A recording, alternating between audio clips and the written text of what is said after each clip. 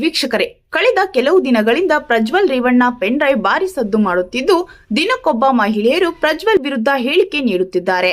ಈಗಾಗಲೇ ಕೆಲವು ಕೇಸು ಕೂಡ ದಾಖಲಾಗಿವೆ. ಇದೀಗ ಈ ಪೆನ್ ಡ್ರೈವ್ ನಲ್ಲಿ ಕನ್ನಡದ ಖ್ಯಾತ ನಟಿಯ ಹೆಸರು ಕೇಳಿ ಬಂದಿದೆ.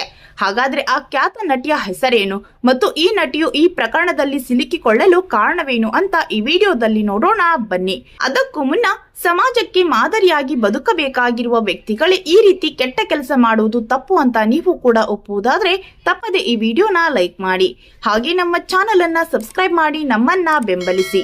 ಹೌದು, ಪ್ರಜ್ವಲ್ ರೇವಣ್ಣ ಅಶ್ಲೀಲ ವಿಡಿಯೋದಲ್ಲಿ ನಟಿಯ ಹೆಸರು ಕೇಳಿ ಬಂದಿರುವುದು ಬಹುತೇಕ ಖಚಿತವಾಗಿದೆ. ಆದರೆ ಕಾರ್ಯಾಚರಣೆಯ ವೇಳೆ ನಟಿಯ ಹೆಸರು ಎಲ್ಲಿಯೂ ಕೂಡ ಹೇಳಿಲ್ಲ.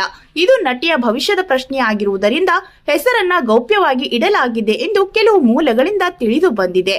ಇನ್ನು ಇದರ ಬಗ್ಗೆ ಹೆಚ್ಚಿನ ಮಾಹಿತಿಯನ್ನು ಪೊಲೀಸರು ಪರಿಶೀಲಿಸುತ್ತಿದ್ದಾರೆ. ಪ್ರಜ್ವಲ್ ರೇವಣ್ಣಗೆ ಹೆಚ್ಚಿನ ತನಿಖೆಯ ನಂತರ ತಿಳಿಸುವುದಾಗಿ ಪೊಲೀಸರು ಹೇಳಿದ್ದಾರೆ.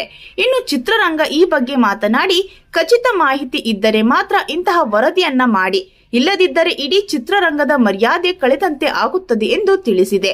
ಈ ರೀತಿ ನಟಿಯ ವಿಡಿಯೋ ವೈರಲ್ ಆಗಿರುವ ಬಗ್ಗೆ ನಿಮ್ಮ ಅಭಿಪ್ರಾಯವನ್ನ ತಪ್ಪದೆ ಕಮೆಂಟ್ ಮೂಲಕ ತಿಳಿಸಿ. ಧನ್ಯವಾದಗಳು.